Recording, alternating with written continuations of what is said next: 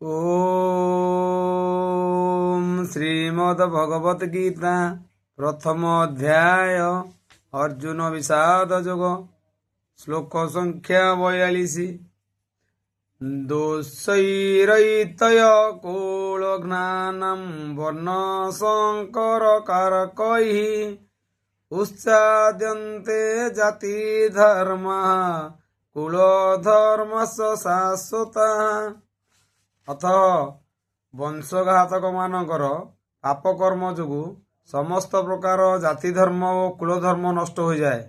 भावार्थ मानवतार जीवनर परम गति लाभ करने निमित्त सनातन धर्म बा वर्णाश्रम धर्मर व्यवस्था करा जायछि।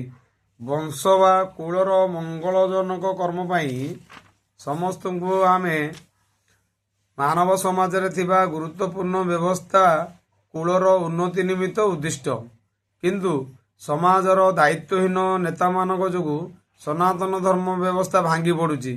एथिजोगु समाज रे नाना प्रकार अशांति और विशृंखला देखा देइछि। फलतः लोक माने सेमानंकर जीवनर लक्ष्य विष्णु को भूली जाउछन्ति। एही प्रकार नेता माने अंध अटंती एवं जे माने एमानकु अनुसरण करन्ति सेमाने निश्चित भाव में अंधरूपक पीड़ित हुए।